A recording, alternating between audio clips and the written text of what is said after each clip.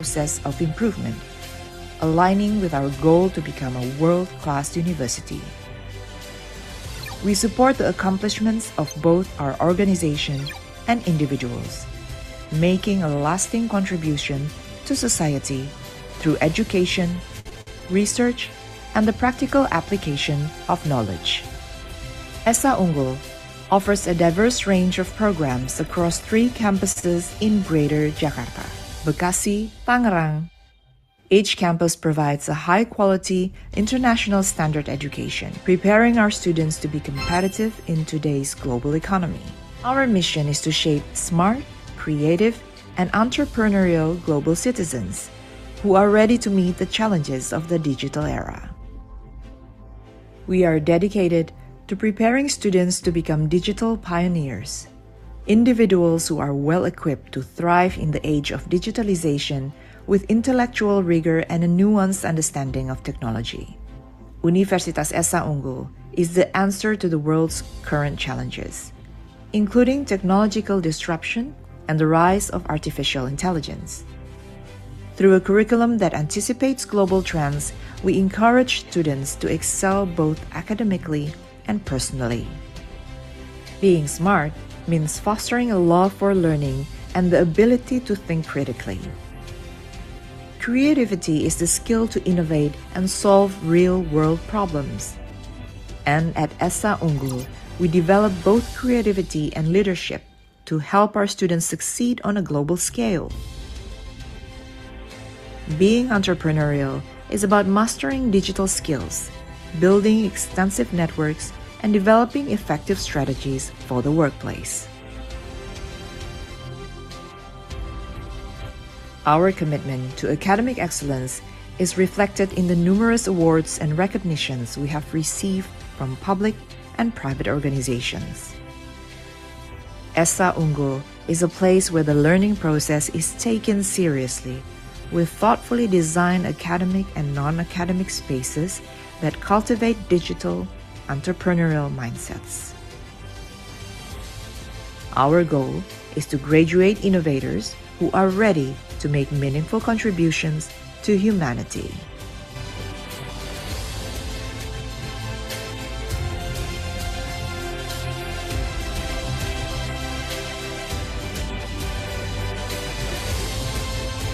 Penting sekali bagi Universitas Esa Unggul untuk membuat terobosan dan berbenah diri menyongsong era digital. Esa Unggul, wujudkan generasi digitalpreneur di Indonesia. Universitas Esa Unggul, preparing tomorrow's leaders today.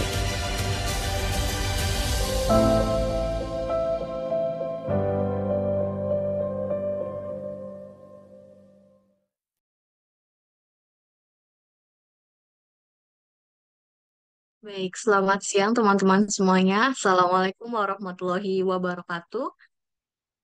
Selamat siang dan selamat datang teman-teman semuanya di acara webinar hari ini, yaitu webinar rutin bersama Universitas Esa Unggul. Yang terhormat, Ibu Ria Panjaitan SEMM selaku Ketua Pusat Kesiapan Kerja Universitas Esa Unggul. Yang terhormat, Bapak Dwi Ishak Mukti Wibowo selaku narasumber kita hari ini. Dan serta para peserta, teman-teman semua yang berbahagia. Hari ini jumpa kembali dengan saya Cucu Cahyanti yang akan membersamai teman-teman di acara webinar hari ini dari awal hingga akhir. Nah, sebelum kita memulai acara hari ini, saya izin mengingatkan untuk webinar soft skill ini merupakan webinar yang rutin diselenggarakan oleh Pusat Kesiapan Kerja Universitas Esa Unggul setiap hari Jumat, tentunya dengan tema yang berbeda-beda dan juga kita mengadakannya secara gratis. Kemudian, teman-teman wajib mengikuti webinar hari ini dari awal hingga akhir supaya bisa mengisi link absensi yang akan disebarkan di room chat pada akhir sesi acara. Baik, selanjutnya kita sudah bersama Pak Dwi di sini. Selamat siang Pak Dwi. Selamat siang Mbak Cucu. Ya, bagaimana Pak Dwi kabarnya hari ini? Alhamdulillah sehat. Oke, alhamdulillah. Jadi teman-teman hari ini kita akan sharing dengan Pak Dwi.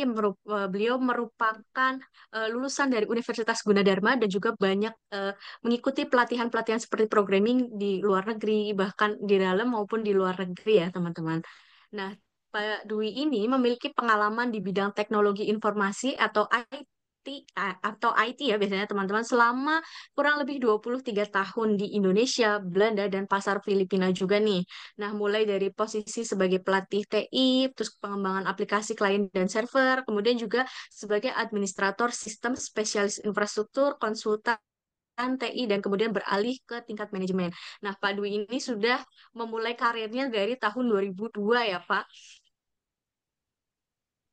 Ya, Iya, jadi kayaknya saya juga baru lahir nih, dan Pak Dwi sudah punya pengalaman yang sudah profesional juga nih bisa dikatakan. Jadi kita akan belajar bersama beliau tentang apa sih, dan tentunya tema kita hari ini adalah Cyber Smart Profesional, cara aman dan profesional di dunia digital. Jadi kita akan belajar dan sharing dengan Pak Dwi mengenai bagaimana sih keamanan data yang secara pintar dan profesional di era digital ini, yang mungkin bisa saja orang yang mempunyai suatu keamanan yang mungkin bisa dibilang canggih, tapi masih bisa ada kebocoran data. Nah, nanti kita akan belajar bersama Pak Dwi mengenai hal itu. Jadi, teman-teman, saya ingatkan kembali, jika tidak ada halangan, bisa langsung on cam supaya kita bisa jauh lebih interaktif dengan Pak Dwi. Nah, langsung saja kita melakukan sharing session dengan Pak Dwi. Kepada Pak Dwi, dipersilahkan. oke. Selamat siang. Assalamualaikum warahmatullahi wabarakatuh, teman-teman semua. Senang sekali hari ini, siang ini, tanggal 1 Agustus 2025. Saya, Dwi Santibowo, akan membersamai Anda. Kita diskusi bareng, jadi saya tidak memberikan lecturing kali. Karena kalau misalnya lecturing, teman-teman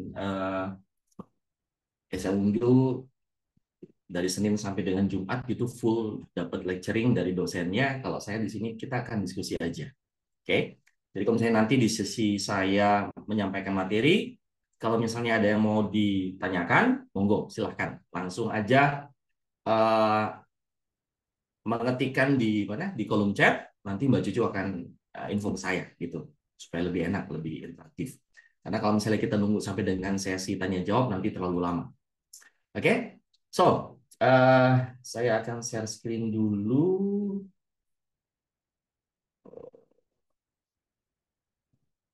Sudah terlihat slide saya?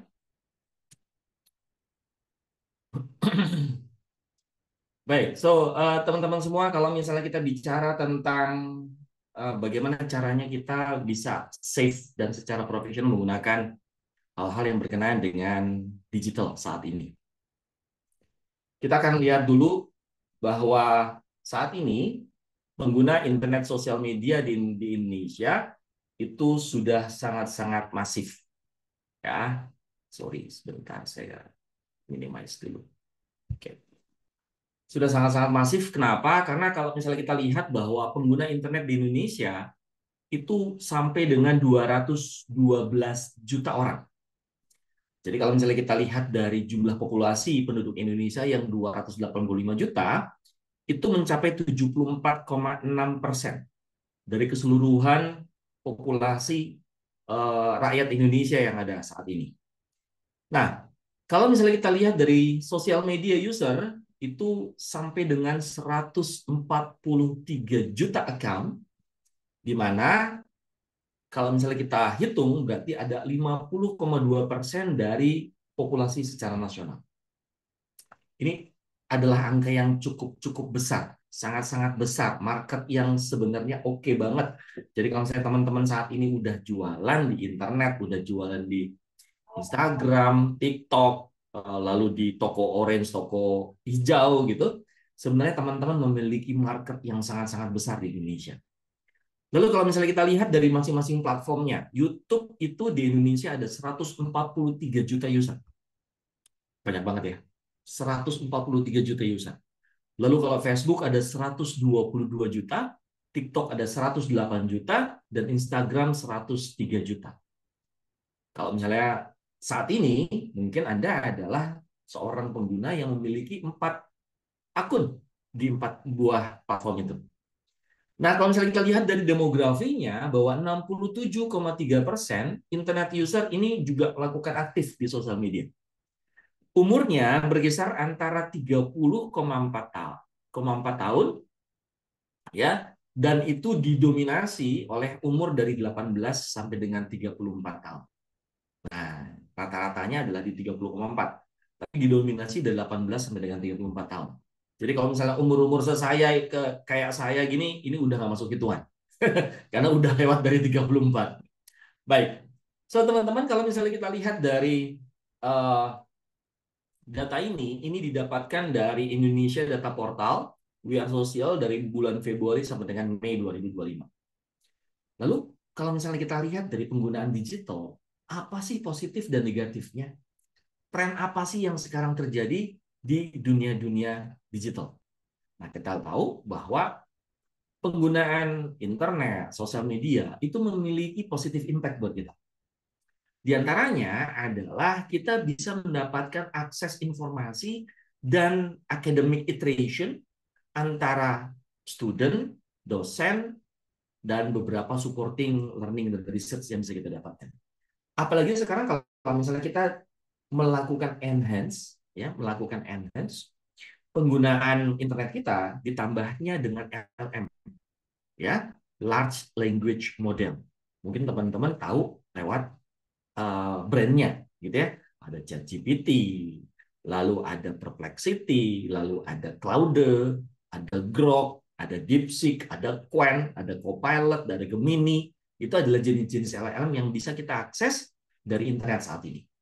Nah, dari beberapa LLM yang kita tahu bahwa mereka bisa membantu kita melakukan assigning task, kita bisa buatkan agentic AI, kita bisa mendapatkan informasi dari legal data, dari informasi-informasi research, jurnal, dan apapun yang menjadi tren saat ini. Ya, ini adalah tren digital 5.0. Nah, ini adalah salah satu hal contoh positif impact-nya penggunaan digital saat ini. Tapi apakah penggunaan digital ini cuma dapat atau cuma ada positifnya doang? Enggak, ternyata. Negatif impact-nya juga ada. Apa itu negatif impact-nya? Negatif impact-nya salah satunya adalah over reliance dari gadget dan AI, sehingga kita melakukan decrease creativity. Sekarang bayangin, kalau misalnya kita mau buat lagu, mau buat iklan, kita dengan gampangnya melakukan prompting di AI, dan akhirnya dia bisa mengeluarkan gambar sesuai dengan keinginan kita, asalkan kita bisa membuatkan satu buah prompt yang cukup spesifik. Ya, sehingga profesi fotografer, videografer, apalagi, lalu food stylist, lalu makeup artist, dan yang lainnya itu semakin tereduksi. Ini adalah negatif impact-nya. Ya, sehingga kreativitas kita itu bisa kereduksi. Kenapa? Karena cuma dengan nulis prompt, maka semuanya bisa kita dapatkan dengan cepat. Nah, ini adalah negatif impact-nya. Walaupun memang ini adalah satu buah hal yang bisa jadi positif juga. Kenapa? Karena kita bisa menghasilkan satu hal yang kita inginkan dengan cepat. Ya. Lalu yang kedua adalah banyaknya hoax, banyaknya misinformation, banyaknya cyberbullying, cancel culture, potensial social conflict, dan beberapa impact-impact yang lainnya yang disebabkan oleh digital trend saat ini. Nah, ini perlu kita prevent nih, perlu kita hadapi, perlu kita cari tahu gimana caranya supaya kita nggak kena hal-hal tersebut. Ya. Lalu kalau misalnya kita lihat dari dunia kampus saat ini, di mana di dalamnya ada student, ada lecture, lalu ada beberapa supporting system di sana, entah itu bagian kesiswaan, lalu bagian kurikulum, bagian akademi, dan yang lainnya. Kita juga perlu tahu apa saja yang bisa kita dapatkan dari digital era saat ini. Kalau dari student, bahwa dominan user menggunakan sosial media dan internet itu banyak yang edik, bisa mengkonsumsi hoax atau unethical online behavior. Apa sih unethical online behavior? Nanti kita akan cari tahu. Karena nanti ini ada hubungannya dengan peraturan undang-undang yang memang berlaku di Indonesia. Nah, ini juga perlu untuk kita pelajari. Kenapa? Karena dari sana nanti kita bisa tahu mana batasan-batasan yang perlu kita patuhi supaya kita nggak terjerat hukum. Ya, ini sangat penting buat kita. Nah, untuk teman-teman dari lecture, ini dibutuhkannya melakukan utilisasi digital technology supaya bisa meningkatkan productivity. Ya, kita bisa membuatkan canvas tools, kita bisa membuatkan satu buah metode framework atau cara menyampaikan materi yang jauh lebih interaktif, jauh lebih dinamis, sehingga teman-teman mahasiswa yang saat ini ada di tingkat 1 sampai dengan tingkat 4 itu nggak bosen ketika mereka disampaikan materi. Ya. Lalu berikutnya adalah kita juga perlu tahu tentang yang namanya digital ethic. Digital ethic ini adalah bagaimana kita bisa memahami peraturan, undang-undang, policy yang mengatur apa saja yang bisa dan tidak kita sampaikan, kita lemparkan ke dalam sosial media atau internet. Ya, karena di satu buah riset di Medan dikatakan bahwa 70% variasi dari lecture productivity ini bisa dijelaskan dengan menggunakan digital literasi. Dari kontennya, dari security-nya, dari etiknya, dan dari culture-nya. Ya. Nah, kalau misalnya kita lihat bahwa mengenal dari digital etik dan profesionalisme yang ada saat ini, kita perlu tahu dulu apa yang dimaksud dengan digital etik. Digital etik ini adalah satu buah aturan moral. Bagaimana kita melakukan interaksi, kita bisa melakukan sharing informasi secara online, di mana di dalamnya ada value kejujuran, ada value responsible, ada value respect to others, dan ada value copyright. Nah, ini penting nih, ya. Apalagi sekarang kalau misalnya teman-teman dapat berita bahwa ada sebuah restoran, ya, yang spesifik menjual mie, ya, brandnya tuh ada mie-nya gitu. Itu dituntut karena melakukan playing musik secara terus-menerus di restonya tanpa memperhatikan royalti.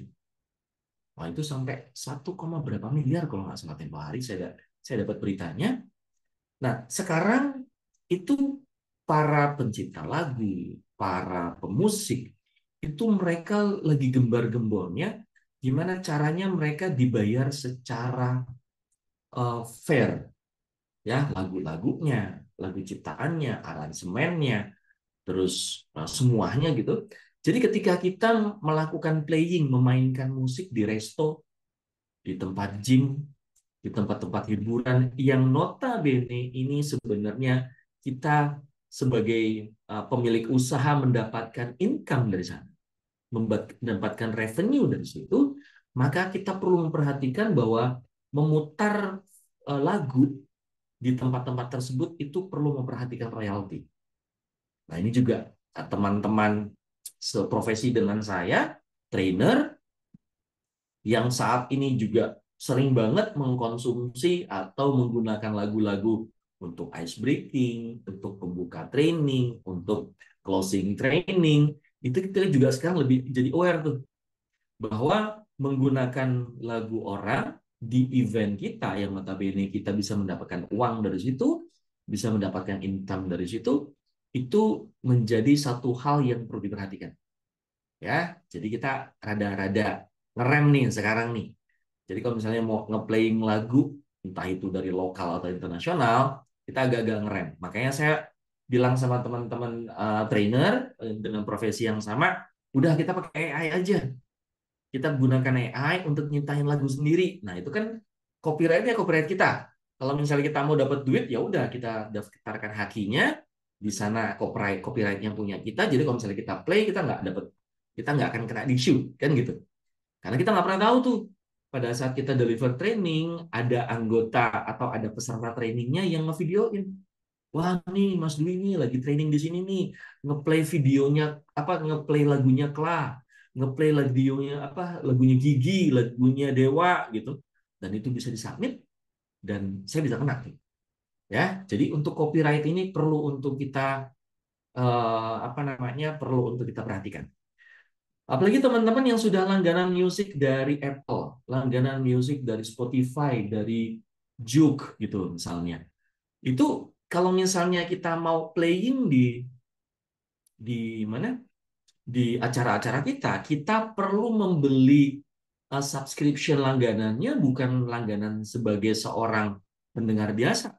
Jadi ada tipe ya lagi yang lain gitu ya. Karena biayanya lebih mahal, jadi kalau misalnya kita mau play di restoran, di gym, di tempat training, itu license-nya beda dengan kalau misalnya kita hanya mendengarkan. Kalau ini kan berarti dipublish lagi.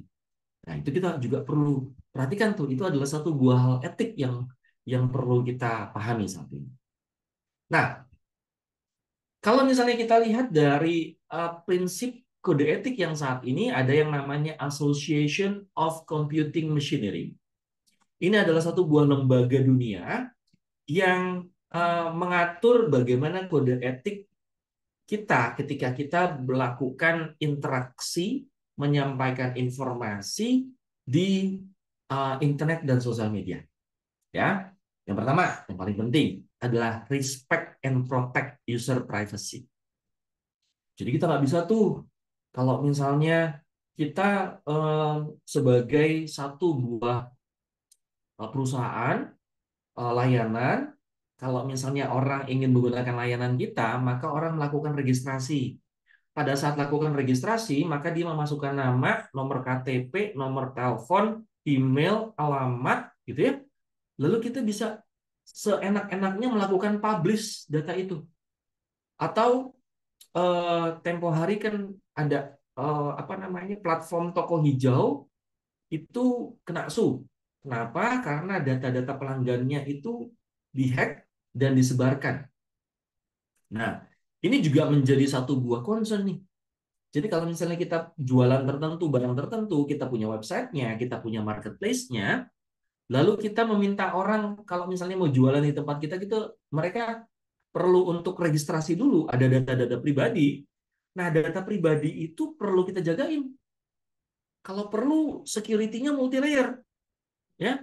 Jadi diletakkannya ada firewall-nya level 1, level 2, level 3, lalu nanti datanya di dalam database itu kita simpan dalam bentuk enkripsi. Jadi sehingga ketika dia database-nya dihack, maka dia nggak akan bisa dapat tuh data-datanya kita secara mudah, ya. Jadi ada security-nya di situ. Nah, ini juga perlu diperhatikan. Jadi kalau saya nanti teman-teman yang mau punya bisnis, ada layanannya seperti kereta api Indonesia, lalu Garuda Indonesia, AirAsia, Lion Air, semua yang sepertinya jenisnya seperti itu, ada Traveloka, ada Trip.com, ada dan beberapa lagi yang lainnya, mereka perlu menjaga data privasinya si user. Karena ini diatur dalam selain diatur di undang-undang di Indonesia, ini masuk juga ke dalam kode etik yang ada berlaku secara internasional. Ya. Lalu berikutnya adalah work with transparency and honestly. Jadi ketika kita bekerja menggunakan internet, digital era saat ini, bahwa kita ketika menyampaikan sesuatu perlu jujur. Ya, ada transparansinya di situ. Jadi kalau misalnya kita memberikan layanan, di dalamnya ada user data, ada personal identification data, ada PID di situ, maka kita perlu ngejaga dengan baik. Ada transparansinya. Ketika ada orang melakukan registrasi, di sana kita pakai disclaimer tuh, bahwa data Anda aman dengan kami tidak akan melakukan sharing ke pihak manapun. Ini digunakan hanya sebagai melakukan akses ke dalam aplikasi yang Anda akses saat ini. Nah, kata-kata seperti itu tuh perlu tuh kalau misalnya kita sebagai penyedia aplikasi. Lalu berikutnya adalah respect copyright, intellectual property, dan contribution of others. Ada beberapa teman, saya juga masuk ke dalam komunitas fotografi di Indonesia. Ada beberapa teman-teman fotografi itu mengatakan bahwa gue males sekarang ngeposting foto-foto di Instagram. Ya, walaupun udah dikasih signature gitu, entah itu di bawah kiri, kanan, atas, dan segala macam, itu suka ada yang nyuri. Lalu dipakai di websitenya dia lah, atau di IG-nya dia lah. Jadi sekarang gue males ngeposting karya-karya, dia bilang gitu.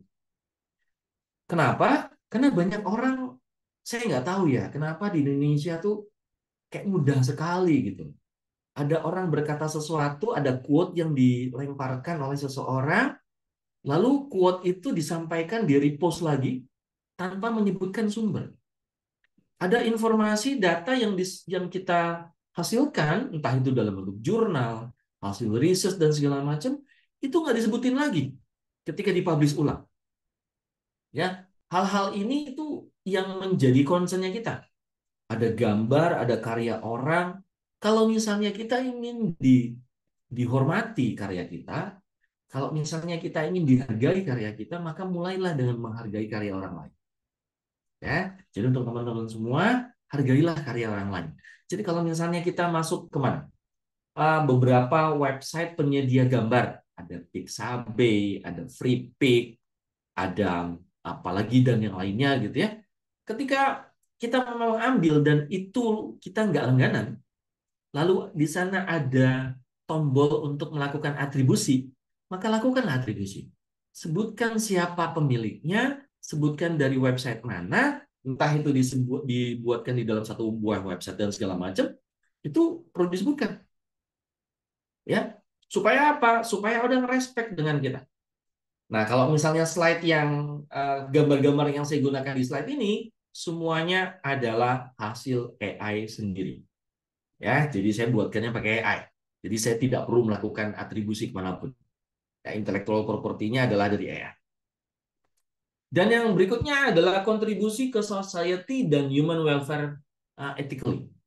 Jadi menyebutkan kata-kata tidak senonoh, melakukan melakukan cyberbullying ke orang-orang tertentu, ke pihak-pihak tertentu, ke lembaga-lembaga tertentu, itu sepertinya perlu untuk kita rem. Memang sih mungkin kadang-kadang kita lagi kesel gitu ya dengan kondisi saat ini misalnya. Tetapi ya bukan berarti kita juga bisa dengan seenak-enaknya melakukan menyebutkan sesuatu kata-kata tertentu gitu ke sosial media, melakukan commenting ke post-post tertentu dengan seenak jidatnya gitu ya. Nah, ini juga perlu untuk kita perhatikan sebagai pengguna sosial media.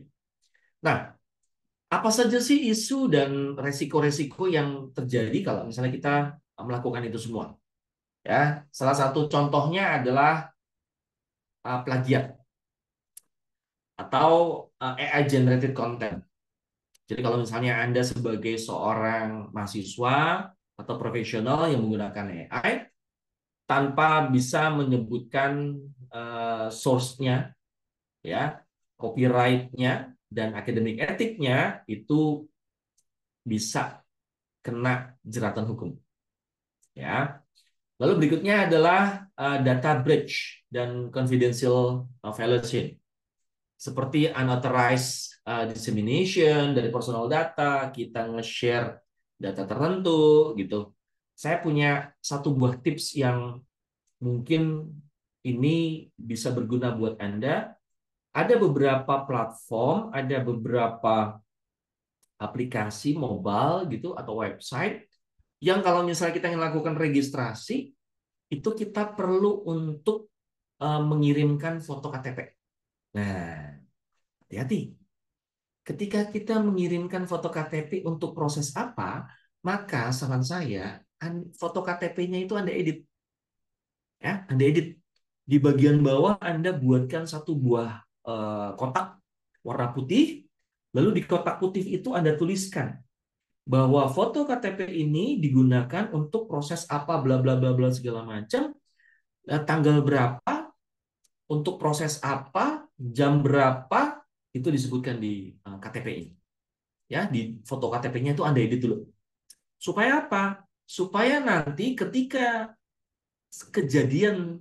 ada kejadian-kejadian yang merugikan, si website tersebut, si penyedia layanan tersebut kehack datanya, maka KTP kita itu sudah ada disclaimer-nya di bawah. Ya, sudah ketahuan tuh. Jadi kita tahu bahwa kalau misalnya foto KTP kita kesebar kemanapun, lalu ada kehack, gitu ya. Wah, ini yang menyediakan atau kehacknya adalah dari aplikasi apa gitu. Supaya kita tahu. Jangan sampai nanti kita dirugikan. Ya, kan suka ada tuh yang ngirimin foto KTP, lalu kita selfie, lalu sambil pegang KTP-nya. Nah, itu kalau bisa teman-teman buatkan notes di bawahnya. Ya, pakai kotak putih, lalu dituliskan bahwa foto ini digunakan untuk proses apa, di website apa, atau di sistem apa, tanggal berapa, jam berapa. Nah, itu adalah tips yang supaya kita bisa aware nantinya, supaya kita nggak kena nggak kena kerugian di akhir-akhir hari. Oke? Nah, lalu berikutnya adalah kalau misalnya kita bicara tentang di lingkup kampus, ya. Sebagai seorang lecturer dan profesional educator, kita mesti tahu berkenaan dengan moral role yang ada di dalam penggunaan digital space. Ya, kita perlu respect student rights-nya, kita perlu protecting personal data dan research-nya. Jadi nggak serta-merta kalau misalnya kita mau mengambil informasi skripsi seseorang dari library kampus, maka even kita ngambil satu kalimat yang sebenarnya itu spesifik dari hasil skripsi kakak kelas kita dulu, maka kita perlu untuk menyebutkan referensinya punya siapa. Ya, ini adalah satu buah respeknya kita terhadap karyanya orang lain.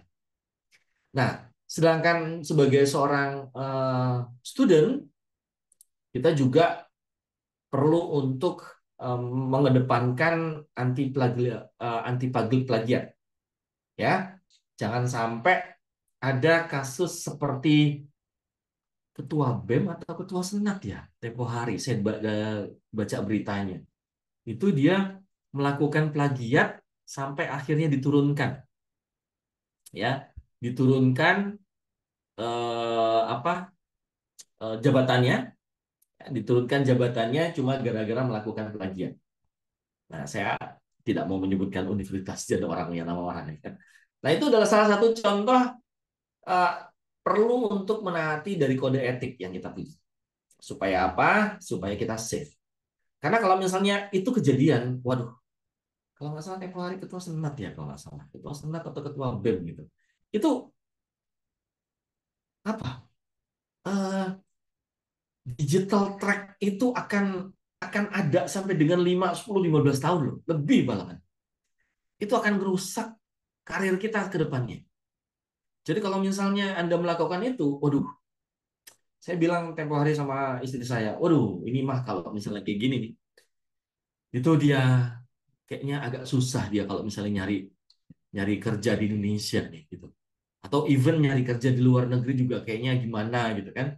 Kenapa? Karena sanksi sosial melakukan plagiat karya orang lain itu adalah sangat-sangat besar. Ya, impact-nya itu bisa lama, bisa 15-20 tahun gitu. Orang bakal ingat dulu, oh ini sih ini nih gitu kan. Lakukan plagiat. So, mudah-mudahan teman-teman yang ada di sini yang hadir siang ini tuh nggak kena hal tersebut. Nah, lalu bagaimana secara praktisnya kita melakukan strateginya kita untuk melakukan implementasi dari digital ethic? Yang pertama adalah gunakan atau pahami dulu tentang SEM Code of Ethics sebagai fondasi dari digital behavior.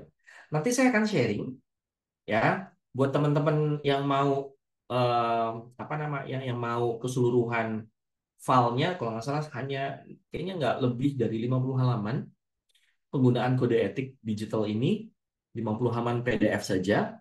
Jadi Anda bisa coba lihat dulu apa saja yang ada di dalamnya. Nanti saya bisa sharing ya, lewat lewat teman-teman penyelenggara saat ini. Lalu berikutnya adalah formal digital ethic education dan seminar.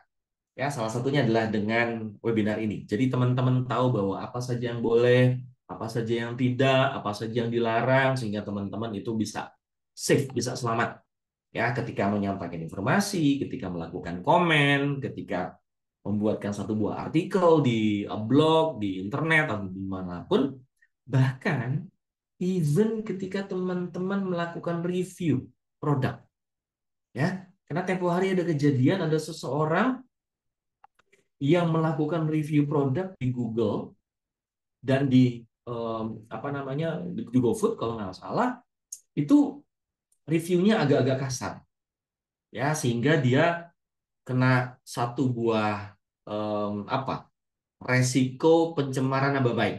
Nah, ini hati-hati nih teman-teman nih. Jadi kalau misalnya teman-teman merasa bahwa teman-teman habis pergi gitu ke satu daerah, nginep di satu hotel, ternyata servisnya tidak mengenakan. Kalau saya pribadi, saya menghindari untuk memberikan respon atau review negatif di aplikasi. Entah itu di Traveloka lah, atau sejenisnya di Trip lah, atau dimanapun gitu ya.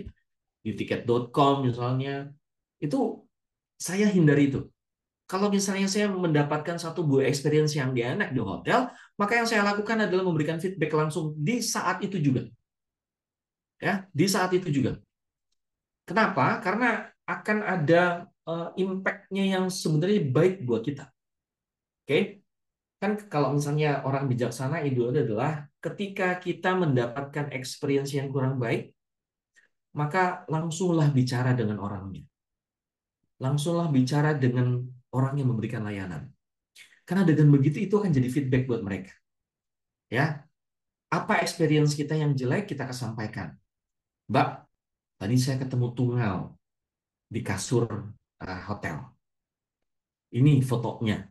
So, untuk lain kali bisa nggak kalau misalnya mau membersihkan dan segala macam itu di make sure dulu sebelum ada tamu yang datang.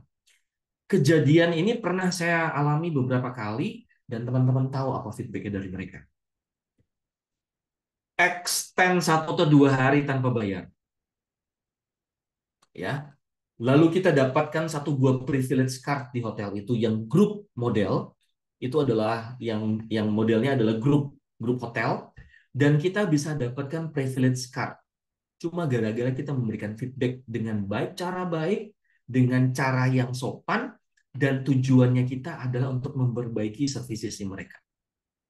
Dibandingkan kalau misalnya teman-teman misuh-misuh di aplikasi travel, ya, memberikan ratingnya jelek dan yang lainnya, even sebenarnya tujuannya teman-teman adalah baik misalnya, untuk memberikan edukasi ke dia supaya nggak ada orang lain yang mengalami hal yang sama. So kalau misalnya kayak gitu, kenapa nggak disampaikan langsung sih? Nah, ini saya nggak tahu nih. Ini adalah value saya, ini belief saya sendiri.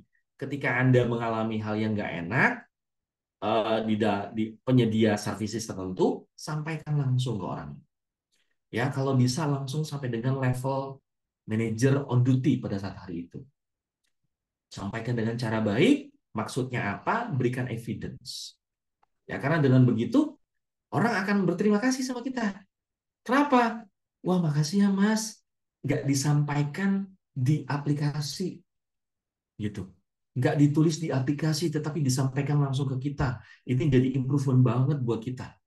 Nah, itu teman-teman akan dapat surprise-surprise tertentu yang sebelumnya nggak pernah teman-teman bayangin. Ya, ini adalah salah satu tips dari saya. Semoga teman-teman nanti bisa aplikasikan itu kalau misalnya teman-teman ngalamin hal yang nggak enak. Ya, pun sebenarnya kalau misalnya saya pesan makanan saat ini, entah itu di GoFood, entah itu di Shopee Food, atau di GrabFood, ya, ketika nggak enak, kan sebenarnya teman-teman bisa cari tahu tuh. Ya, bisa cari tahu tokonya itu di mana, lokasinya di mana, masuk lagi ke dalam aplikasinya, klik, dapat map-nya, ya, teman-teman punya evidence, teman-teman punya foto, kalau nggak ada videonya, teman-teman videoin, teman-teman langsung datang ke tokonya. Di hari yang sama boleh, keesokan harinya juga nggak apa-apa. Tapi jangan sampai udah lama banget gitu ya, Itu teman-teman baru datang. No, enggak. Bilang sama dia, Mbak, kemarin saya mesen makanan dari sini. Ya, rasanya tuh gini gini gini gini gini segala macam. So, menurut saya bisa nggak gini gini gini gini gini. Kita kasih feedback sama mereka.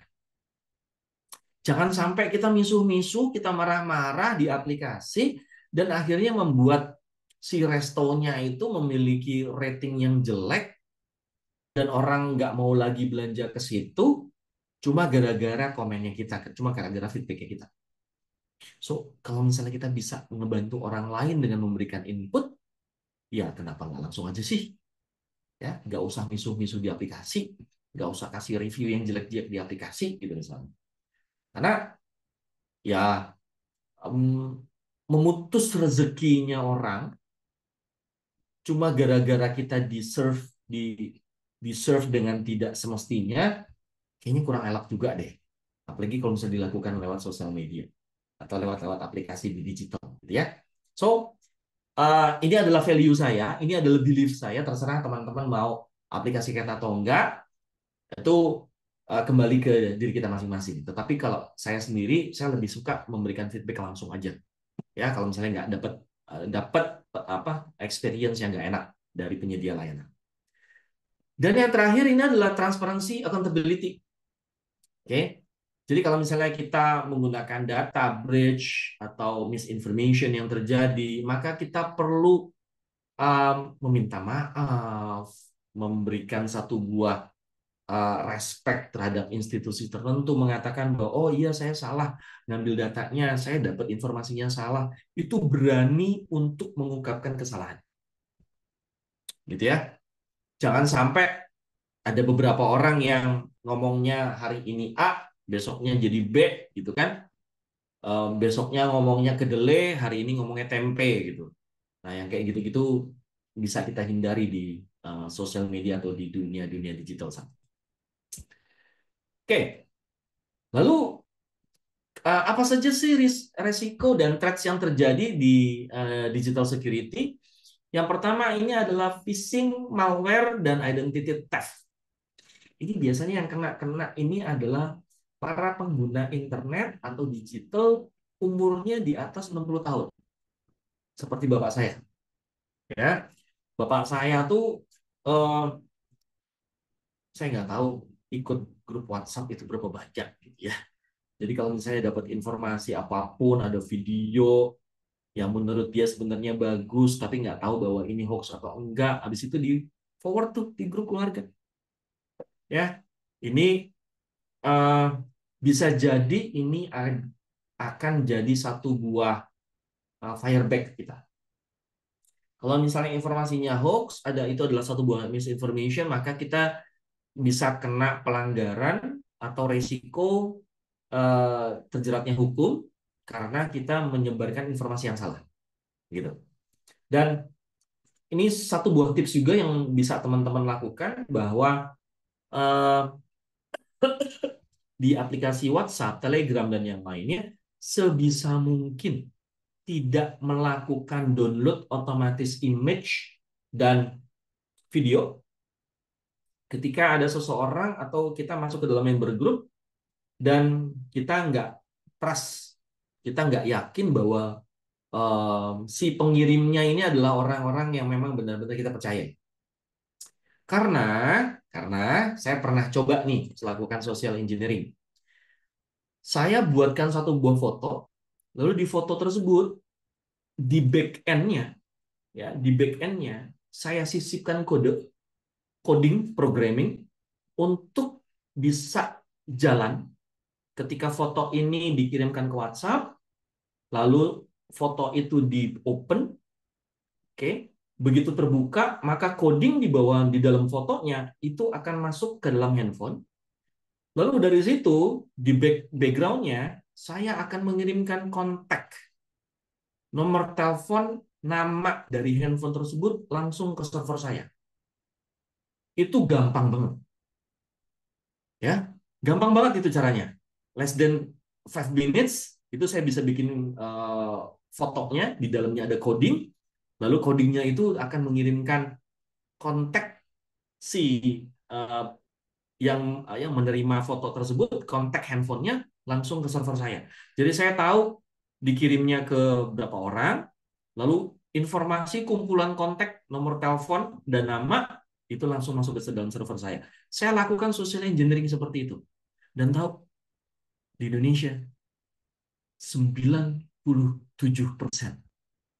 ketika saya kirimkan foto tersebut ke dalam grup WhatsApp, beberapa grup WhatsApp, lalu ada yang buka, lalu informasinya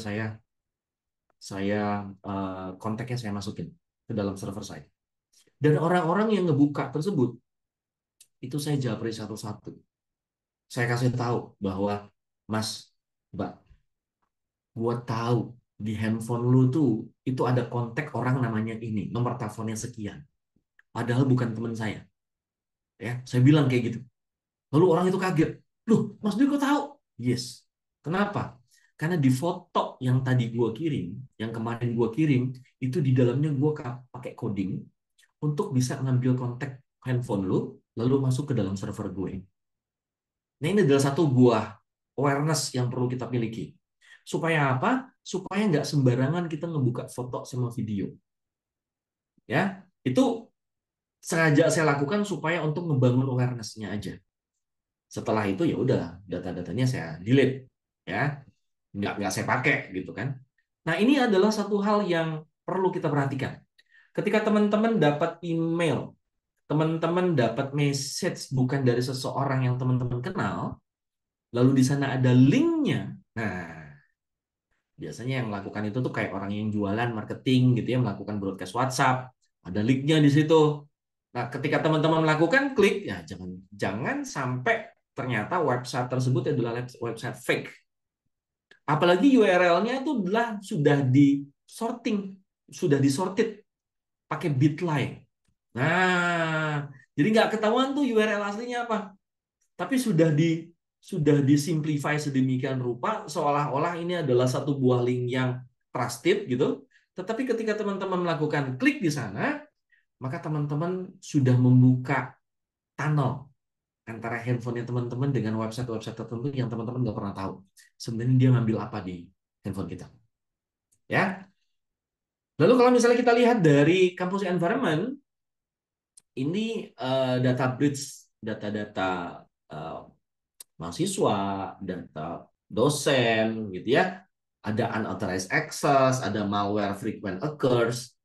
Nah, sama halnya kalau misalnya kita punya layanan Wi-Fi gratis di area kampus.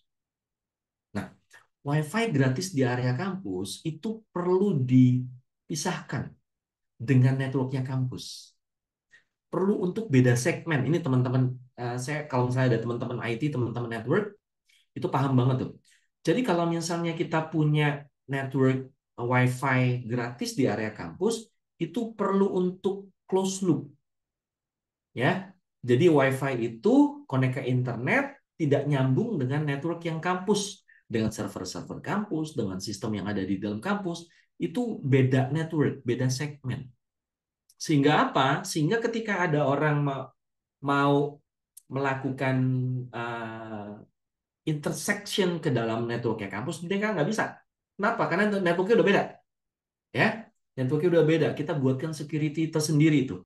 Jangan sampai Wi-Fi yang gratis di area kampus itu nyambung. Nanti dia bisa connect tuh dengan server-server kampus karena networknya sama. Ini juga hal yang simple, hal yang remeh-temeh, tetapi sebenarnya bisa menjadi concern-nya kita nih terhadap security system yang ada di environment kita di kampus. Ya. Nah, kalau misalnya kita lihat dari cyber literacy dan awareness-nya berkenaan dengan dunia kampus, kita tahu ada satu buah survei dilakukan di Batam bahwa 75% mahasiswa-mahasiswanya menggunakan password yang sama untuk multiple account. Ya.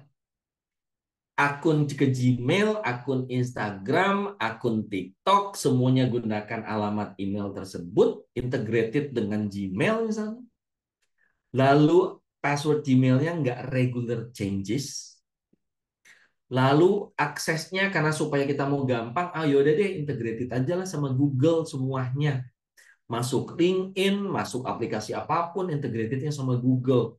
Lalu Google-nya tidak regular change password, tiap 60 hari itu regular diubah, maka Anda memiliki resiko ke hack alamat atau akun Google-nya. Hati-hati. Maka lebih baik sekarang melakukan spending money lebih. Anda buatkan atau Anda langganan yang namanya password manager.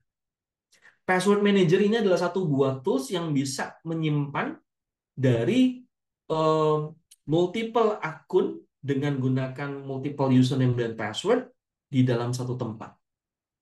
Sehingga password manager ini akan melakukan integrasi dengan beberapa aplikasi yang memang membutuhkan login. Ya, kalau misalnya kita susah ingetnya, maka kita gunakan itu password manager. Dan jangan menyimpan username password di dalam sticky note lalu ditempelnya di notebook atau di desktop. Nah, ini banyak nih di dunia instansi pemerintah, ASN, itu saya sering banget tuh ketemu itu tuh. Jadi di dalam sticky note ada username, ada password atau ditempel gitu. Saya bilang, Pak, ini kenapa taruh sini? Iya, kalau misalnya saya lagi keluar kantor, lalu ada teman saya dalam satu tim itu mau ngebutuhin dokumen yang saya punya, mereka cuma tinggal login aja dengan username password itu, lalu mereka bisa ambil. Lalu saya bilang, kok begitu caranya gitu? Tapi ini adalah kejadian yang memang sangat-sangat umum gitu di beberapa instansi. Ya. Lalu berikutnya adalah 74% orang itu tidak mau melakukan changing passwordnya secara periodik. Tadi saya bilang. Lalu 73% melakukan public share location of personal information di sosial media. Siapa yang suka sending alamat email atau nomor telepon bukan ke pihak-pihak yang memang kita punya concern ke sana. Di tahun 2018 lah, 12 atau 13 gitu kalau nggak salah. Ada satu buah website detik.com itu melakukan sayembara. Ya, sayembaranya adalah ada kalau nggak salah sekitar 25 nama yang sayembara tersebut. Dari 25 nama ini, masing-masing nama itu ada 25 orang yang bisa memenangkan hadiah uang, kalau nggak salah tempo hari sekitar 5 juta per orangnya. Ya, 25 nama, masing-masing nama 25 orang. Berarti ada berapa orang tuh? 25 kali 25, 625 orang. Pemenangnya, ya, 625 orang pemenang dikali 5 juta. Nilainya berapa? Sayembara itu dibuka untuk seluruh Indonesia. Siapapun yang ingin mendapatkan uang undian dengan 25 nama ini, ada Agus, ada Bambang, ada Wati, ada apa segala macam gitu ya, maka Anda perlu untuk mengisikan data. Datanya apa? Nama, alamat, nomor telepon, alamat email. Nggak pakai NIK memang. Tapi ada nama, alamat email, nomor telepon. Nomor teleponnya adalah telepon WhatsApp. Kalau Anda punya kesempatan seperti itu, ya, enak nih ikut sayembara nih. Sayembaranya adalah cuma masukin 4 data, lalu kita dapat kesempatan dapat 5 juta. Cuma mengisi 4 data tersebut. Gitu. Dan beberapa jam setelah sayembara itu dibuka, saya langsung posting di Facebook tempo hari. Saya bilang adalah, do not do this. Saya bilang gitu. Kenapa? Orang Indonesia pengen dapetin 5 juta, itu banyak banget yang mau. Dan saya broadcast ke teman saudara-saudara, ke teman-teman, semuanya saya bilang ke mereka bahwa jangan lakuin ini. Kenapa? Karena yang akan didapat sama Detik tempo hari itu jauh lebih besar uangnya. Kalau data itu dijual, itu jauh lebih besar dibandingkan cuma 5 juta, saya bilang gitu. Ketika Anda ingin mendapatkan uang tersebut, maka mungkin nggak alamat emailnya Anda gunakan yang bohongan. nomor teleponnya Anda gunakan yang bohongan. Terus nama Anda submitnya adalah bohongan. Kan nggak mungkin. Pasti adalah data yang kita kasih adalah data yang valid. Kebayang dong, berapa puluh ribu atau bahkan juga berapa ratus ribu orang yang submit itu sayembara cuma pengen dapetin duit 5 juta. Tapi orang di belakangnya itu dengan sponsor-sponsornya itu, ya tempo hari disebutin bahwa sponsor di belakangnya adalah ini segala macam. Nah, sponsornya itu yang akan dapetin data kita. Jadi jangan sembarangan untuk nge-share data kita. Hati-hati. Nah, ini adalah satu buah kebiasaan yang perlu kita miliki, ya, supaya kita nggak mudah untuk terkecoh. Nah, beberapa core principle dari digital security, yang pertama adalah confidentiality, integrity, dan availability. Ya, kalau misalnya kita penyedia layanan, maka data yang ada di kita itu perlu kita state bahwa datanya konfidensial.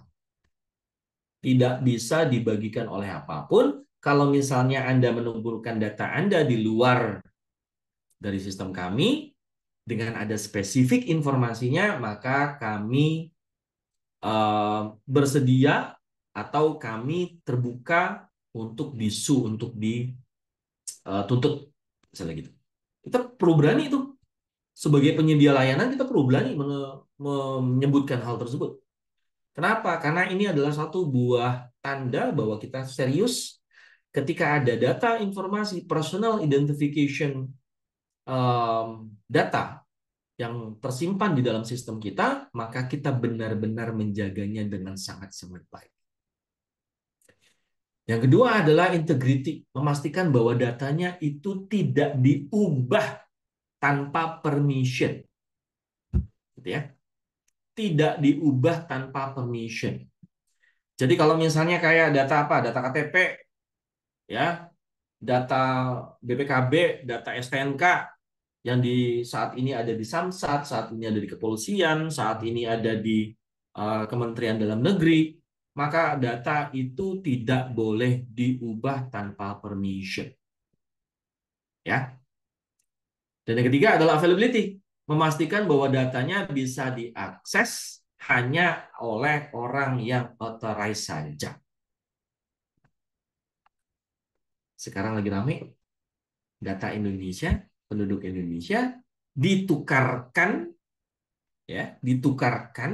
dengan nilai import yang lebih murah di US. Nah, ini saya nggak tahu nih. Saya lagi pelajari nih, sebenarnya yang ditukarkan itu apa, benar ditukarkan atau enggak. Karena kalau misalnya itu terjadi, maka sebenarnya ini sudah break the rules yang ada di dalam Undang-Undang ITE. Nanti ya, teman-teman bisa searching tuh, ya, apa saja isi yang ada di dalam peraturan data privacy yang ada di Indonesia. Nah, kalau misalnya kita lihat dari digital literasi, maka kita bisa memanfaatkan dunia digital saat ini ke hal yang jauh lebih baik buat kita, buat karir-karir kita semua. Nah, fondasinya ada apa aja? Yang pertama adalah kemampuan kita untuk melakukan akses, mengerti, melakukan evaluasi, dan melakukan utilisasi dari digital information secara kritis, dengan etik, dan lebih produktif. Sebenarnya hal yang bisa kita lakukan saat ini tuh jauh lebih besar dibandingkan zaman saya pada saat kuliah. Pada saat saya kuliah, melakukan akses data literasi itu even lewat internet itu limited banget. Ya, jumlah data yang tersebar di internet juga masih limit, tahun 94 sampai 98. Itu masih limit banget. Dan semuanya itu masih closed loop. Maksudnya closed loop adalah masing-masing universitas di negeri manapun gitu, itu tidak membuka datanya. Jadi kalau misalnya ada informasi-informasi jurnal dan artikel, hasil research, itu nggak dengan mudahnya dibandingkan kalau sekarang. Kalau teman-teman gunakan Perplexity, teman-teman gunakan ChatGPT atau bahkan Qwen yang bagus saat ini untuk lakukan research, itu teman-teman bisa dapetin tuh. Sampai dengan titik komanya teman-teman bisa dapetin. Semua jurnal dari university dimanapun di belahan dunia manapun, kalau misalnya kita mau, kita bisa subscribe, kita bisa ambil artikelnya menjadi referensi belajarnya kita, itu dengan mudah kita bisa dapetin. Ya. Lalu hal yang lainnya lagi adalah kita perlu untuk memahami mana informasi yang hoax dan misinformation, mana yang benar. Jangan cepat percaya dengan informasi apapun di dunia saat ini, apalagi dengan adanya AI. VO3 ketika bikin video dan segala macam gitu ya, dia itu sudah halus banget, seolah-olah orang itu benar ngomong padahal bukan. Nah, itu juga perlu untuk diperhatikan. Ya, tabayun dulu kalau di dalam Islam. Cross check dulu, bener nggak ini? Jangan-jangan ini adalah hasilnya AI videonya. Jangan-jangan suaranya ini adalah suara hasil AI. Karena mengcloning suara saya saat ini, saya bicara dari tadi jam 1 sampai dengan sekarang gitu. Itu hanya butuh beberapa menit saja untuk dapetin cloningnya. Lalu saya buatkan skrip seolah-olah saya yang ngomong padahal bukan. Ya, penipuan semua segala macam itu jauh semakin marak, semakin lebih mudah dilakukan dengan adanya AI. So teman-teman jangan cepat percaya dengan informasi apapun yang teman-teman dapat. Ya, cross check, langsung ngomong ke si sumbernya kalau perlu untuk memastikan bahwa ini adalah benar. Ya. Lalu kita perlu melakukan akses tuh terhadap orang yang kredibel. Source informasi itu dari mana? Entah itu dari official website, atau dari blognya seseorang, dari podcast misalnya, dari artikel, atau apapun lah. So, make it clear, make it validated first dulu. Ya. Dan kita perlu untuk bijaksana. Memastikan bahwa digital footprint kita, itu selalu baik. Karena kebanyakan HR saat ini, mereka tidak hanya ngebaca CV-nya Anda ketika Anda melakukan apply ke dalam satu buah company. Mereka juga akan melakukan akses ke sosial medianya. Makanya kalau misalnya Anda nanti lagi cari kerja, kan kalau misalnya ada satu buah isian, tuliskan sosial media Anda. Instagram lah, Facebook lah, TikTok lah, LinkedIn lah, atau segala macam. Ketika Anda menuliskan itu, jangan harap ketika Anda melakukan sumpah serapah, melakukan cyberbullying, pernah melakukan komen-komen yang tidak senonoh di sosial media, maka Anda akan diterima. No way. Ya, ini adalah satu hal simple memang sebenarnya kayaknya, tapi ini impact-nya besar. Oleh karena itu, pastikan bahwa sosial media kita bersih komennya, like-nya, kontennya, segala macam, tidak merugikan orang lain. Nah, penting tuh buat teman-teman yang mau cari kerja. Ya. Lalu berikutnya adalah digital right dan citizenship. Jadi kita, kalau misalnya kita sebagai pengguna dari sosial media dan internet di dunia digital saat ini, memiliki hak untuk melakukan ekspresi diri kita sendiri. Tapi kita juga punya privacy. Kemerdekaan kita dibatasi dengan kemerdekaan orang lain.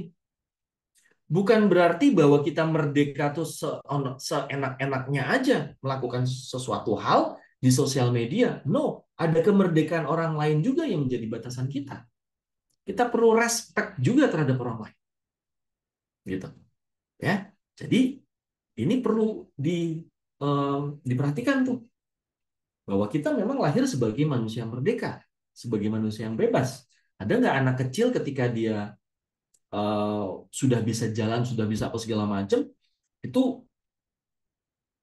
dilarang, sudah ada aturannya. Nggak boleh ini, nggak boleh ini, nggak boleh ini. Nggak ada kan? Mereka mau melakukan ekspresi apapun ya bebas-bebas saja. Gitu. Saya pada saat mendidik anak saya dulu juga saya lakukan ya bodoh amat ketika itu tidak merusak norma atau tidak dalam uh, resiko untuk mencelakai dirinya sendiri, ya saya biarin aja. Mau dia mau manjat-manjat kan, dia mau ngapain kan segala macam, ya udah biarin aja saya bilang. Biarin dia tahu, akhirnya dia belajar mana yang bisa menyakiti dirinya dan mana yang tidak gitu. Yang penting nggak sampai celaka. Kita pun saat di usia dewasa saat ini, kita juga punya kemerdekaan untuk itu. Mengekspresikan ide kita itu adalah hak asasi. Membuatkan informasi apapun terhadap diri kita sendiri itu juga hak asasi.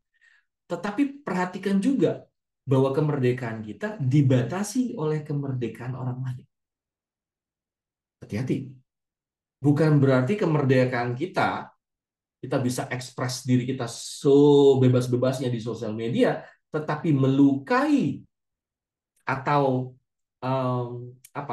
menyenggol dari kemerdekaan orang lain, itu sudah tidak benar. Ya. Lalu key poinnya apa? Bahwa mengetahui baru personal data kita itu memiliki relevansi dengan Personal Data Protection Law. Jadi Anda perlu tahu tuh apa hak Anda sebagai pengguna di dalam aplikasi itu, gitu ya. Jadi kalau misalnya nanti Anda daftar di dalam satu buah aplikasi, jangan buru-buru lakukan I agree, baca dulu disclaimer-nya, baca dulu term and condition-nya. Jangan sampai ada beberapa website yang memang sengaja gitu ya untuk menjebak, dan akhirnya kalau misalnya data kita bocor, maka dia tidak bisa kita tuntut. Kenapa? Karena pada saat kita registrasi, di sana sudah disebutkan bahwa kalau misalnya terjadi kehilangan data dan segala macam, itu di luar tanggung jawab kami. Mungkin gitu, ada yang gitu ya, ada yang nakal, maka dia nggak bisa kita tuntut. Maka jangan buru-buru melakukan checkbox I agree, lalu submit. No, jangan. Setiap Anda melakukan apapun, mendaftar ke website apapun, lakukan registrasi apapun, pastikan Anda baca dengan seksama. Apalagi yang ada kaitannya di dalam website itu, di dalam aplikasi itu, Anda memasukkan data pribadi yang cukup kritikal. Ini nomor telepon, alamat email, ya, itu Anda perlu aware tuh. Ya, lalu kita perlu tahu secara etiknya bagaimana kita melakukan protect data orang dan identitinya orang lain. Dan secara aktif, kita melakukan partisipasi dengan online communication. Senggol teman kanan kirinya di kampus, di komunitas, atau di mana? Keluarga, gitu ya. Bilang bahwa jangan sembarangan buka gambar ya, jangan sembarangan buka video ya, jangan simpan username sama password di sticky note ya. Gitu. Ini adalah satu buah kontribusinya kita terhadap orang-orang yang kita sayang. Supaya apa? Supaya data-datanya mereka tidak dengan mudah itu di-breach, diambil, dihack oleh orang lain. Oke? Nah, informasi ini saya ambil dari UNESCO Digital Citizenship Education. Nah, ini untuk saat ini, untuk Anda yang masih muda, yang masih umur belasan, awal 20 gitu ya, maka dunia digital saat ini itu membuka peluang Anda jauh lebih besar dibandingkan dengan zaman saya dulu. Anda jadilah sebagai seorang produser. Menghasilkan karya. Jangan cuma sebagai konsumer, scrolling aja TikTok, scrolling aja Instagram. Ya, tetapi apa yang bisa Anda hasilkan, mulailah dari awal. Mulai dari saat ini. Dua anak saya yang pertama sekarang di tingkat akhir sedang menyelesaikan skripsi, dan anak saya yang kedua sekarang masuk semester berapa sekarang, Semester 5 berarti ya sekarang ya. Sudah di tingkat ke 3, masuk semester 5, saya bilang di awal-awal mereka pada saat kuliah. Kakak, adik, ayah punya bisnis. Bisnisnya ayah salah satunya adalah melakukan deliver training ke korporasi. So, kalau misalnya pada saat kamu libur kuliah dan punya waktu, jadi asistennya ayah. Saya ajarin tuh materinya adalah A, B, C, dan segala macam. Saya briefing dulu. Nanti pada saat lakukan training, mereka jadi asisten saya di kelas. Dan saya bilang sama mereka, masukkan ke dalam portfolio LinkedIn kamu. Apa nama proyeknya, kelasnya apa, siapa audiensnya, dari departemen mana, atau dari korporasi mana, ada berapa jumlah orangnya, dan kamu tugasnya ngapain aja, tuliskan di LinkedIn. Saya bilang gitu. Kenapa? Karena kalau misalnya Anda baru bikin akun LinkedIn-nya nanti setelah Anda mau lulus, itu telat, saya bilang. Bangunnya dari tingkat awal. Dari pertama kali kuliah semester 1. Ketika Anda menghasilkan sesuatu karya yang itu direcognize oleh kampus, Anda dapat award, Anda punya melakukan kontribusi ke dalam satu buah komunitas, Anda punya satu buah prestasi di luar kampus, tuliskan di dalam LinkedIn. Sering-seringlah menuliskan artikel. Seringlah menuliskan satu hal yang ada hubungannya dengan fakultas Anda atau major Anda di kampus. Cari informasi di luar yang lagi tren, yang lagi viral, hubungkan dengan apa major Anda di kampus. Buatkan di dalam satu buah artikel di LinkedIn. Supaya apa? Supaya kita recognize dari awal. Kalau misalnya digital footprint itu long term, ya, sustain-nya di dalam internet, maka kenapa nggak kita manfaatkan itu dengan hal yang baik? Jadilah produser, jadilah information maker. Ketika Anda menjadi seorang information maker, maka Anda akan direcognize. Bukan berarti bahwa IPK 4,0, IPK 3,9, IPK 3,8 itu mudah dapat kerja. No, enggak. Ketika seseorang sudah dapat informasi track-nya Anda nih di LinkedIn, Anda pernah juara ini, juara itu, Anda pernah kontribusi ini dan itu, Anda sering memberikan ide, saran, buatkan artikel, memberikan komen ke orang-orang yang menjadi yang memiliki major yang sama dengan Anda, orang-orang expert yang mau Anda jadikan mentor di sana, maka lakukanlah itu. Ya, being a producer, jadilah produser. Orang yang menghasilkan sesuatu dari saat ini. Oke? Jadi dari awal-awal kuliah Anda sudah bisa melakukan influence.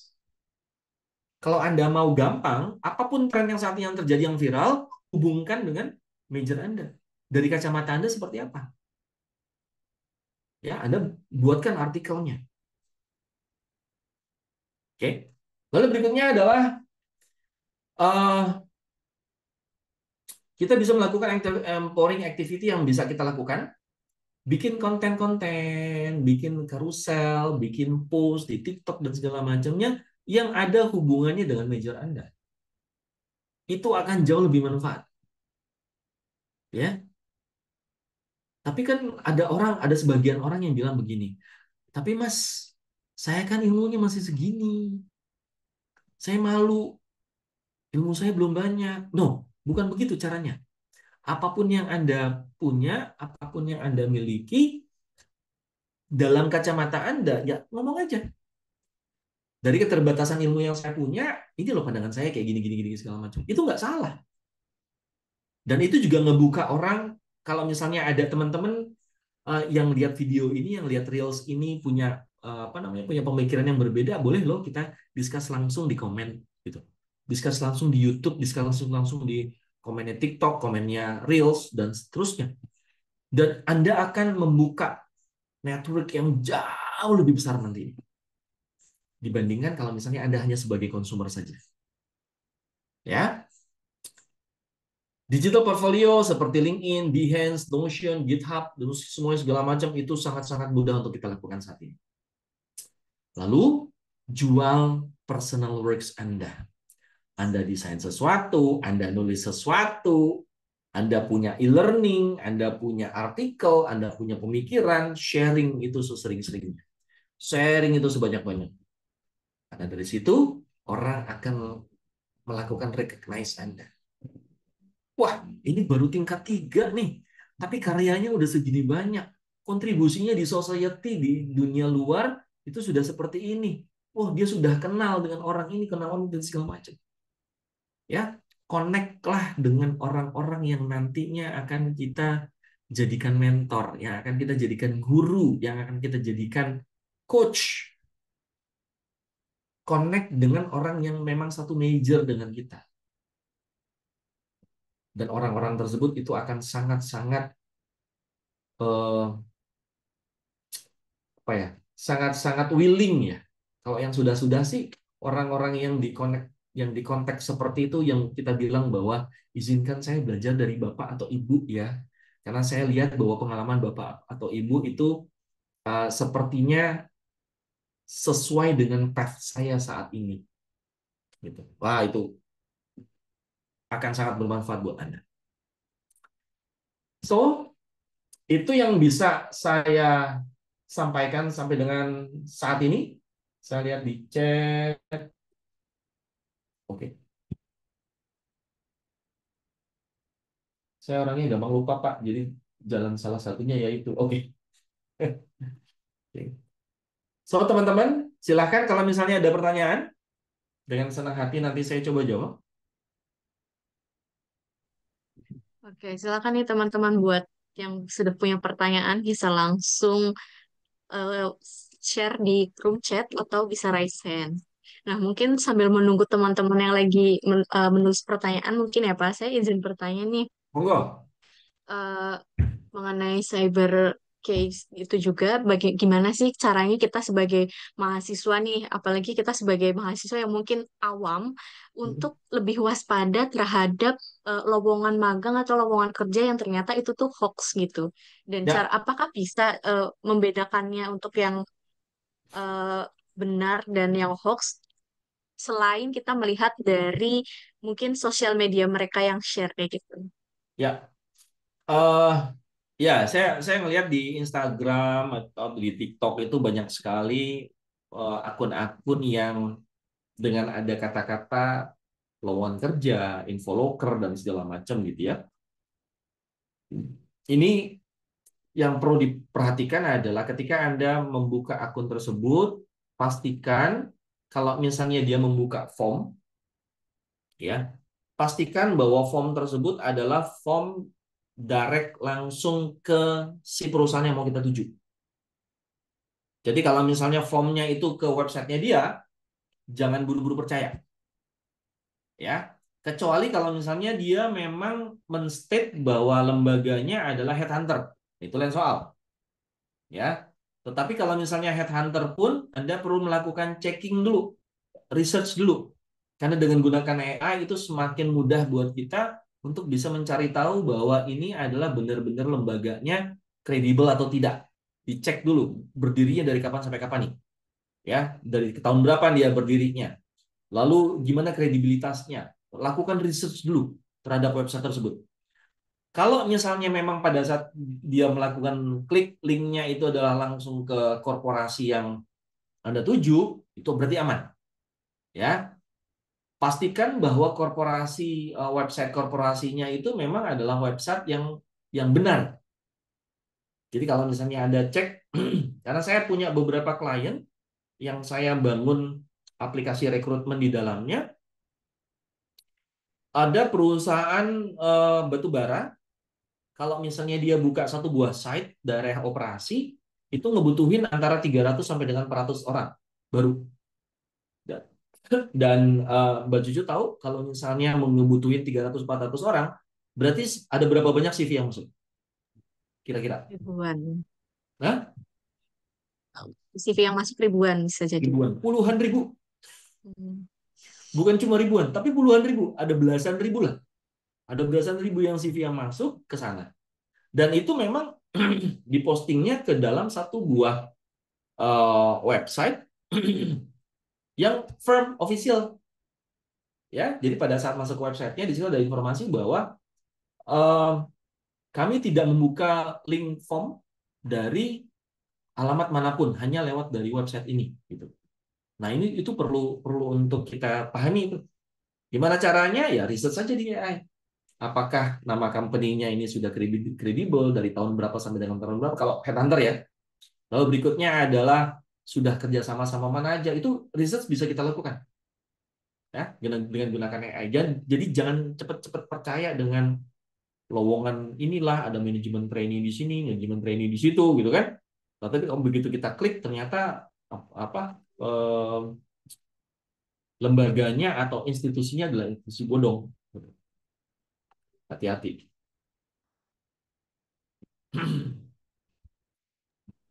Baik, Pak. Terima kasih.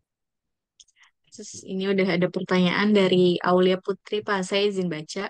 Pak, saya mau tanya, seperti kata Bapak bahwasannya dalam suatu link bisa diselipkan codingan yang bisa mengambil data. Apakah kita bisa hapus data yang telah dimasukkan itu tanpa disengaja dan jika bisa dari mana kita bisa mencarinya? Nah, itu kalau udah terkirim gimana Pak? Bisa ditarik atau enggak? Kalau encapsulate code ya, encapsulate code di dalam aplikasi. Makanya kalau misalnya aplikasi yang ada di dalam Google Play Store, yang ada di dalam App Store, itu ketika aplikasi itu terindikasi ada malware, code di belakangnya, maka biasanya Play Store atau App Store itu akan mengeluarkan email atau akan mengeluarkan notifikasi ke akun kita. Nah, kita diminta untuk lakukan uninstall dari aplikasi tersebut.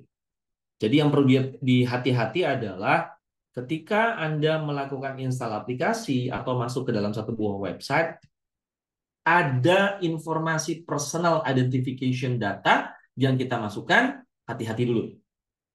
Purpose-nya apa? Dia minta nama apa?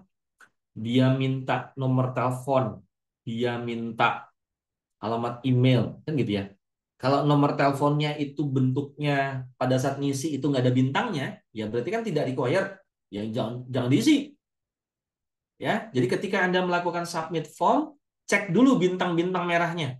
Di mana bintang-bintang merahnya? Oh, bintang merahnya adalah hanya di nama sama alamat email. Dan kita ingin melakukan subscribe dari satu buah newsletter, ya cukup dong. Lalu di sana ada alamat rumah, ada kode pos, ada apa segala macam. Memang disediakan, tetapi tidak menjadi bintang, tidak menjadi required, ya nggak usah diisi. Kan kadang-kadang kita gitu. Ada di tempatnya, ada alamatnya, ada kode pos, ada provinsi, ada apa segala macam, ada nomor telepon, tapi nggak ada bintangnya, kita tetap ngisi. Nah, ini nih. Ini yang perlu untuk diedukasi untuk teman-teman pengguna digital saat ini. Kan dibilangin, kan ditanya. Ya, ntar dulu. Kalau misalnya nggak ada required-nya, nggak ada bintang merahnya, kasih strip aja. Gitu. Itu aman buat kita. Nah, gimana caranya kalau misalnya datanya sudah kekirim, apakah bisa kita ambil? Ya enggak. Nggak bisa kita ambil lagi. Kenapa? Ya karena sudah kita kirim. Dan kita nggak pernah tahu nyimpennya di mana, kan? Gitu.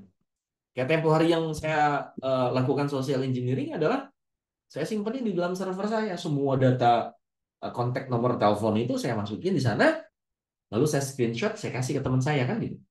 Apakah teman saya bisa ngambil? Nggak bisa. Karena teman saya nggak tahu saya nyimpannya di mana, kan gitu. Jadi, presentasinya aja yang perlu kita lakukan.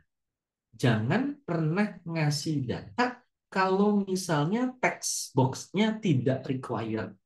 Kalau misalnya text box-nya required, pikir dulu, validasi dulu, ngapain dia minta data ini, ada nggak hubungannya dengan yang akan activity yang kita akan lakukan.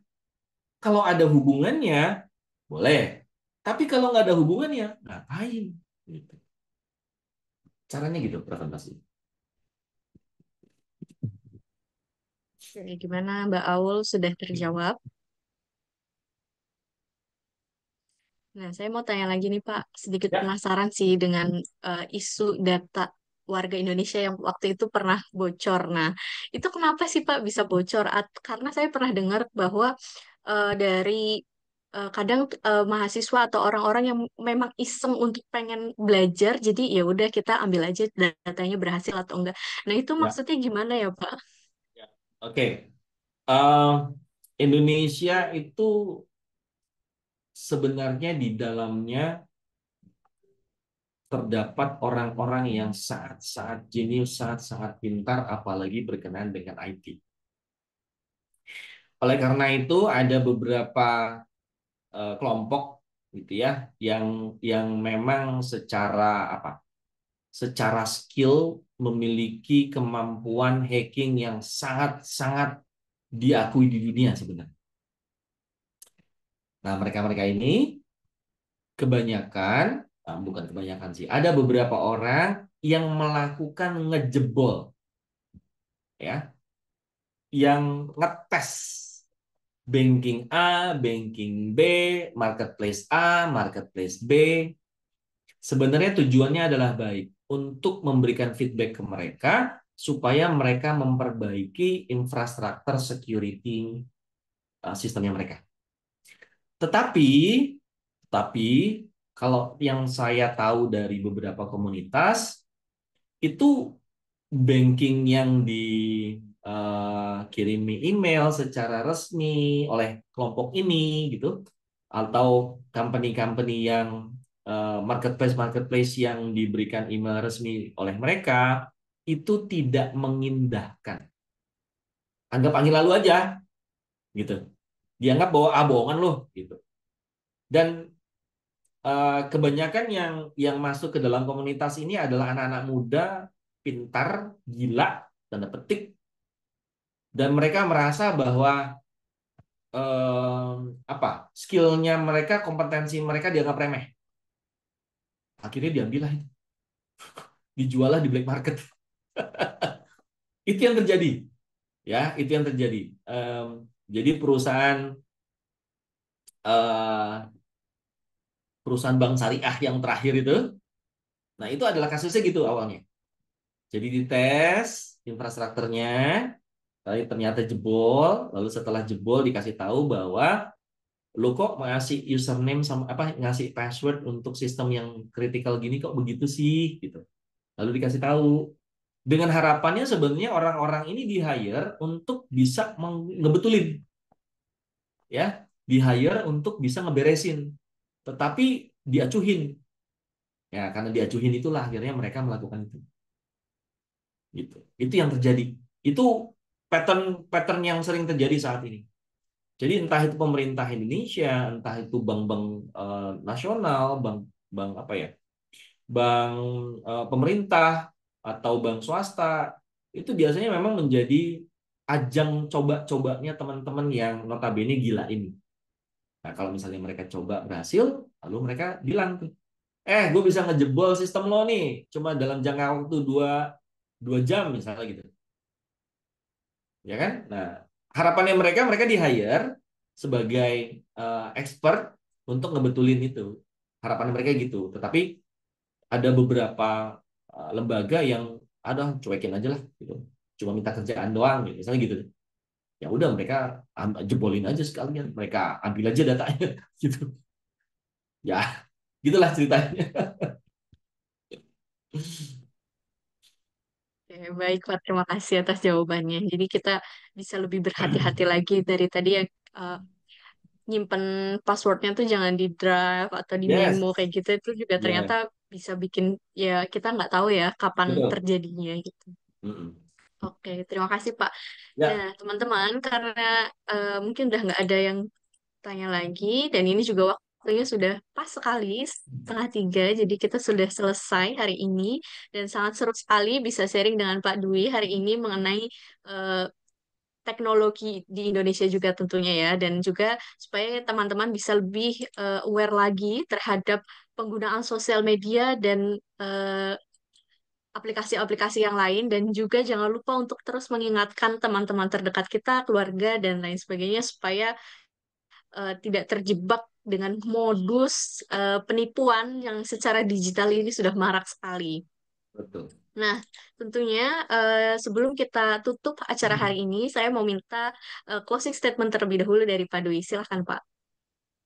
Oke, teknologi akan terus bergulir, tetapi kita perlu bijaksana untuk menggunakan dan untuk bisa aware terhadap teknologi yang ada saat ini.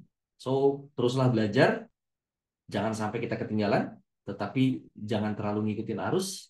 Kita juga perlu punya pendirian dan menjadi produser di teknologi-teknologi berikutnya. Terima kasih.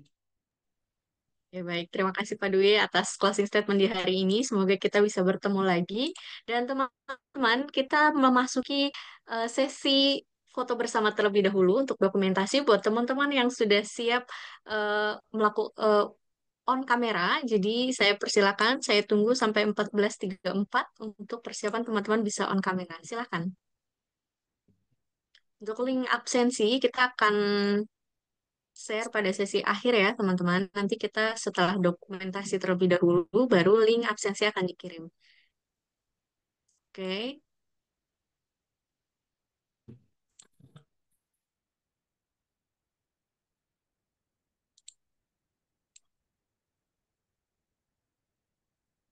Oke, teman-teman, ini saya tunggu untuk bisa on kameranya terlebih dahulu. Kita ada 2 slide ya.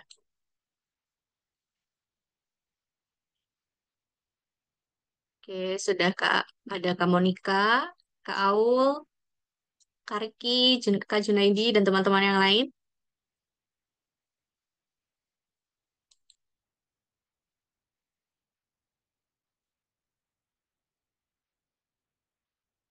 Oke, mungkin teman-teman masih pada sibuk, ada yang bekerja dan juga lagi ada aktivitas yang lain. Kita langsung saja sesi dokumentasi untuk slide yang pertama. Oke, slide pertama saya hitung 1, 2, 3.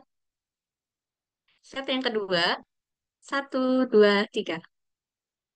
Baik, terima kasih teman-teman semuanya yang sudah on kamera dan mungkin yang belum kita bisa on kamera di sesi selanjutnya. Terima kasih Pak Dwi untuk hari ini sharingnya sangat bermanfaat untuk kita semua bisa lebih aware lagi terhadap teknologi juga. Terima Oke, kasih. link absensi sudah. Ya, terima kasih Pak. Link Jelen. absensi sudah dikirimkan di room ya. Baik Pak, selamat siang. Ya.